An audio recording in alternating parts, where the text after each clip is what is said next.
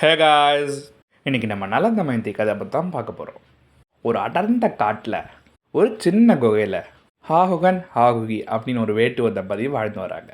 ஒரு நாள் ஒரு முனிவர் அந்த பக்கமாக வராரு. இவங்களும் ரொம்பவே நல்லா கவனிக்கிறாங்க அவரை. அன்றைக்கி ராத்திரி அந்த முனிவர் அங்கேயே தங்குற மாதிரி நிலமாயிடுது. குகையும் கொஞ்சம் சின்ன குகை, எந்த அளவுக்குன்னு பார்த்தீங்கன்னா ஒரு 2 பேர் தங்கிக்கலாம் அந்த மாதிரி ஒரு குகை. வெளியிலேயே பயங்கர பனி. இப்போ ஆகுவன் என்ன பண்ணுறாருன்னா, தன்னோட மனைவியான ஆகுகிய உள்ள முனிவர் இருந்தாலும் பரவாயில்லன்னு சொல்லிட்டு, நீ இந்த பக்கமாக நீ போய் படுத்துக்கோ அப்படின்னு சொல்லி உள்ளே அனுப்புகிறாரு. முனிவர் பார்த்தீங்கன்னா, இந்த அளவுக்கு தான் மனைவி மேலே நம்பிக்கை வச்சிருந்த ஒருத்தர் நான் பார்த்ததில்ல அப்படின்னு சொல்லி மிகவும் ஒரு சந்தோஷப்பட்டு இவங்களுக்கு ஒரு ஆசீர்வாதம் வழங்கிட்டு அங்கேருந்து கிளம்புறாரு. கொஞ்சம் காலம் கழித்து பார்த்தீங்கன்னா, அந்த ஆகுகன் வந்து ஒரு மிருகத்தால் அடித்து கொல்லப்படுறான். அந்த வலியை தாங்க முடியாத ஆகுகி அங்கேயே உயிரை விடுறார். இப்படியே இந்த ஜென்மம் முடிஞ்சு போக, அப்படியே அடுத்த ஜென்மம் பார்த்தீங்கன்னா, அந்த ஆகுகன் வந்து ஒரு நாட்டோட இளவரசனான நலனா பிறக்கிறான். அந்த ஆகுகின்றவங்க வந்து இன்னொரு நாட்டோட இளவரசியான தமயந்தியா பிறக்கிறாங்க. அந்த முனிவர் இருக்கார்ல, அவர் ஒரு அன்னப்பறவையாக பிறக்காருங்க. இவங்க 3 பேருக்கு என்ன தொடர்பு? நலனும் தமயந்தி எப்படி சேர்ந்தாங்க? என்னென்ன சினாரியோஸ் இவங்களாம் அண்டர்கோ பண்ணாங்க? அப்படிங்கிறது தாங்க இந்த கதை. நிஜமாவே வந்து ரொம்ப இன்ட்ரெஸ்டிங்காக இருக்கும். எனக்கு ஸ்கூல் டைமில் தான் ஃபஸ்ட் டைம் நான் கேட்டால் ரொம்ப பிடிச்சி போச்சு. அப்போலேருந்தே இந்த மாதிரி ஒரு வீடியோ பண்ணணுங்கிறது எனக்கு ஒரு பக்கெட் லிஸ்ட்லேயே இருந்துச்சுன்னு சொல்லலாம். நிஷதா அப்படின்ற ஒரு நாட்டோட மன்னரோட பையனாக நம்ம நலன் இருக்காருங்க. ஒரு நாள் அவரோட நந்தவனத்தில் அவர் நடந்து போயிட்டு இருக்கும்போது ஒரு அழகான அன்னப்பறவையை பார்க்குறாரு. அதை பார்த்த உடனே அவரோட காவலாளிகள்கிட்ட சொல்லி அதை கொஞ்சம் எடுத்துகிட்டு வர சொல்கிறாரு. கொஞ்சம் கிட்டக்க வச்சு பார்க்கலாமே அப்படின்னு. அப்படி கிட்டக்க வச்சு பார்க்கும்போது அந்த அன்னப்பறவை பேசுது. நீ ரொம்ப அழகாக இருக்க, ரொம்ப அறிவாகவும் இருக்க, அதோட இந்த நாட்டு மக்கள் மேலே அவ்வளோ பாசம் கொண்டவராகவும் இருக்க. உங்களுக்கு ஒரு மகாராணின்னு ஒருத்தங்க வந்தால் அவங்களும் உங்களை மாதிரி அழகாகவும் அறிவாகவும் இந்த மக்கள் மேலே அவ்வளோ பாசமாகவும் இருக்கணும் அப்படின்னு. அப்படி ஒரு ராணி ஒரு இடத்துல இருக்காங்க, அவங்கள பற்றி நான் சொல்லவா அப்படின்னு அந்த அன்னப்பறவை சொல்ல ஆரம்பிக்குது. தமயந்தியோட அழகை அவ்வளோ அழகாக வர்ணிக்குது அந்த அண்ணன். எந்த அளவுக்கு வர்ணிச்சதுன்னா, தமயந்தியை பார்க்காமலே காதல் வயப்படுறாரு நம்ம நலன். அப்போ உடனே அந்த அன்னப்பறவை கேட்குது, நான் வேணா தூது போய் சொல்லவா தமயந்தி கிட்ட, இதே மாதிரி நலன் ஒருத்தர் இருக்காரு, அவருக்கு உங்களை ரொம்ப பிடிக்கும். உடனே நலன் ஒத்துக்கிறாரு. அன்னப்பறவையும் பறந்து தமயந்தியோட நாட்டுக்கு போகுதுங்க. அங்கே தமயந்தி எங்கே இருக்கா அப்படின்னு பார்த்துட்ருக்கு. அங்கே ஒரு இடத்துல பார்த்தீங்கன்னா தமயந்தி தனிமையில் இருக்காங்க. அப்போது இதுதான் கரெக்டான டைம் அப்படின்னு சொல்லிட்டு நம்ம அன்னப்பறவை கிட்டக்கு போயிட்டு நலன் பற்றியும் நலனோட புகழ் பற்றியும் ஒரு பாட்டாகவே பாடுதுங்க அந்த அன்னப்பறவை. அன்னப்பறவைய பாட்டை கேட்ட உடனே தமயந்தோட கற்பனையில் நம்ம நலன் இப்படி தான் இருப்பார் அப்படின்னு சொல்லிட்டு அவங்களும் காதல் வயப்படுறாங்க. இந்த நேரம்னு பார்த்து தமயந்தியோட அப்பாவான பீமன் அவங்களுக்கு வந்து சுயம்வரம் ஏற்பாடு பண்ணுறாங்க. சுயம்வரம்னா எல்லோரும் வருவாங்க இல்லையா, அப்படி வரவழைக்கப்பட்ட மன்னர்கள், இளவரசர்கள், அதில் நம்ம நலனும் ஒருத்தருங்க. அது மட்டும் இல்லாமல் நம்ம தமயந்தியோட அழகை கேள்விப்பட்டு ஆசைப்பட்டு நிறையா தேவர்களும் வராங்க. அப்படி வந்த தேவர்களில் சனி பகவானும் ஒருத்தர். இவங்க எல்லாருக்குமே தமயந்தி மனசில் நம்ம நலன் மேலே ஒரு காதல் இருக்குது அப்படிங்கிற விஷயம் தெரியும். ஸோ அதனாலேயே நலனோட உருவத்துலேயே மாறி வராங்க. இந்த சுயம்வரத்தில் நலன் யாருன்னு கண்டுபிடிச்சி அவர் கழுத்தில் மாலையை போடலான்ற நம்பிக்கையோடு வர நம்ம தமயந்திக்கு ஒரு மிகப்பெரிய குழப்பம் உண்டாகுதுங்க. அந்த இடத்துல 6 பேர் கிட்டத்தட்ட நலன் மாதிரியே இருக்காங்க. இதில் உண்மையான நலன் எது அப்படின்னு கண்டுபிடிக்கிறதுக்கு யோசித்து பார்க்குறாங்க நம்ம தமயந்தி. அப்போ அவங்க படித்தது ஞாபகம் வருது. இப்போது தேவர்கள்லாம் வந்து கண் சிமிட்ட மாட்டாங்க அப்படின்னு அவங்க ஆசிரியர் சொன்னது ஞாபகத்துக்கு வருது. ஸோ நல்லா உத்து பார்க்குறாங்க. அதில் 5 பேர் கண் சிமிட்டவே இல்லை. ஸோ கரெக்டான நலனை கண்டுபிடிச்சி மாலையும் போட்டுடுறாங்க. ஸோ நல்லபடியாக நலனுக்கும் தமயந்திக்கும் கல்யாணம் நடக்குதுங்க. கல்யாணம் முடிஞ்ச கையோட தன்னோட நாடான நிஷத நாட்டுக்கு வந்து கூட்டிகிட்டு போகிறாரு நம்ம நலன். இந்த நேரம் சுயம்வரத்துக்கு வந்து ஏமாந்து போன அத்தனை தேவர்களுக்கும் கோவம் வருது. அதில் மிகுதியான கோவம் வந்தது பார்த்திங்கன்னா நம்ம சனி பகவானுக்கு. நலனை துன்புறுத்துறதுக்கு ஒரு சரியான ஒரு சந்தர்ப்பம் வரணும் அப்படின்னு சொல்லிட்டு காத்திருக்கிறாருன்னே சொல்லாங்க. அப்படியே இந்த இடத்துல பார்த்தீங்கன்னா நிஷத நாட்டில் வந்து நம்ம நலனோட அப்பா அவருக்கு பட்டாபிஷேகம் பண்ணி நலனை மகாராஜாவாக அறிவிக்கிறாருங்க. ரொம்ப நல்லாவும் ஆட்சி புரிகிறாருங்க. எந்த அளவுக்குன்னு பார்த்தீங்கன்னா மக்களுக்கு அவரை ரொம்ப பிடிச்சி போயிடுது. அந்த அளவுக்கு நல்லா ஆட்சி பண்ணுறாரு நம்ம நலன். அது மட்டும் இல்லாமல் நலன் தமயந்தியோட காதல் வாழ்க்கையும் ரொம்ப நல்லா போகுது. இவங்க 2 பேருக்கும் 2 குழந்தைங்க பிறக்கிறாங்க, இந்திரசேனன் இந்திரசேனா அப்படின்னு. பட் சனி பகவான் பார்த்திங்கன்னா நலன் மேலே இருக்கிற கோவம் கொஞ்சம் கூட குறையல. இன்னும் சரியான சந்தர்ப்பத்துக்காக இன்னுமே காத்திருக்கிறாருன்னு சொல்லலாம். சனி பகவானுக்கு பார்த்திங்கன்னா அவருக்குன்னு ஒரு நியதி இருக்குது, அதாவது விதி. அந்த விதிப்படி பார்த்திங்கன்னா கடமையை தவறாத ஒருத்தரை வந்து சனி பகவான் வந்து பிடிக்கவே முடியாது. அப்படி பார்க்கும்போது நம்ம நலன் பார்த்தீங்கன்னா, எந்த இடத்துலையுமே அவர் கடமை தவறவே இல்ல. ஆட்சியிலும் சரி, அதான் பர்ட்டிகுலரா சொல்ட்டேனே, எந்த இடத்துலையுமே அவர் கடமைய தவறவே இல்லங்க. இப்படி இருக்கும்போது, ஒரு நாள் கோவிலுக்கு போம்போது நலன் வந்து தன்னோட கால வந்து சரியா கழுவாம போயிடுறாரு. அப்போ சனி பகவான் பார்த்தீங்கன்னா, இவ்ளோ பெரிய மன்னனா இருக்கிற ஒருத்தர் தன்னோட கால கூட ஒழுங்கா கழுவ தெர்ல. ஸோ, தன்னோட நாட்டு மக்கள எப்படி இவர் வந்து ஒரு நீதி தவறாம, ஒரு கடமை தவறாம ஆட்சி செய்ய முடியும்? அப்படின்னு கழுவாத கால் வழியா நலன பிடிச்சிறாருங்க. இப்போ நலனுக்கு சனி திசை ஆரம்பமாகுது. எல்லாரோட வீழ்ச்சிக்கு பின்னாடியும் தன்னோட நேரம், காலம் அத விட அவங்க கிட்ட ஒரு கெட்ட பழக்கம் இருக்கும். நமக்கு நல்ல நேரம் இருக்கிற வரைக்கும் அந்த கெட்ட பழக்கம் எந்த துன்பத்தையும் தராதுங்க. ஆனா நமக்கு கெட்ட நேரம் வரும்போது அந்த கெட்ட பழக்கம் தான் நம்மள வீழ்த்தறதுக்கு அப்படி ஒரு காரணமா இருக்கும். அந்த மாரி ஒரு கெட்ட பழக்கம் நம்ம நலன்கிட்டயும் இருந்துச்சு. அதுதான் சூதாடுற பழக்கம். நல்ல ஒரு அமைச்சர் ஒருத்தர் இருக்காருங்க புட்கரன்னு.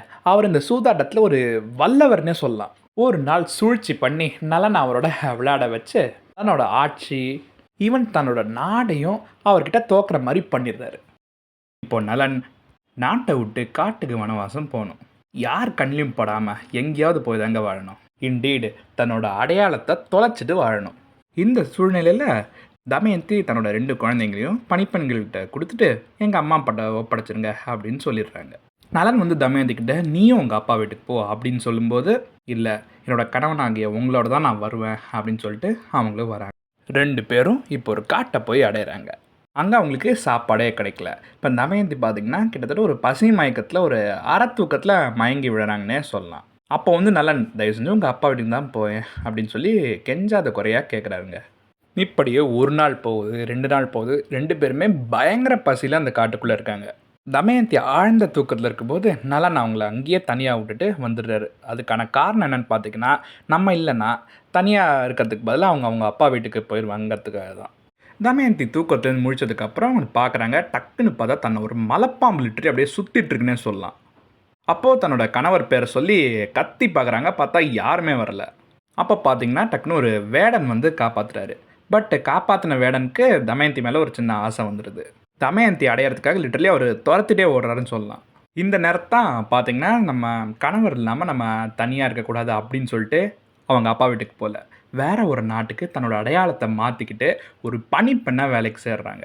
அவங்க எந்த இடத்துல பணிப்பெண்ணா வேலை செய்கிறாங்களோ அந்த இடத்துக்கு ஒரு நாள் பார்த்தீங்கன்னா, அவர் அவங்களோட அப்பாவான பீமன் வந்து விருந்துக்கு வராரு. டக்குன்னு பார்த்தோன்னே அடையாளம் கண்டுபிடிச்சிடுறாரு. நாங்களாம் இருக்கும்போது நீ ஏன் இப்படி கஷ்டப்படுற அப்படின்னு சொல்லிட்டு தன்னோட ராஜ்யத்துக்கு ஒரு முதல்ல அவங்க வரலான்னு சொல்கிறாங்க போல். அதுக்கப்புறம் வலுக்கட்டாயமா வாப்பா அப்படின்னு கூப்பிட்டு போய்ட்றாங்க. ஸோ இப்போ அந்த ராஜ்யத்துக்கு போனோடனே கைண்ட் ஆஃப் ஒரு செட்டில் மாதிரி ஆகிட்டாங்கன்னே சொல்லலாம். அவங்களோட குழந்தைங்க இருக்காங்க. தமயந்தி அவங்க அப்பா வீட்டில் கொஞ்சம் சேஃபாக இருக்காங்க.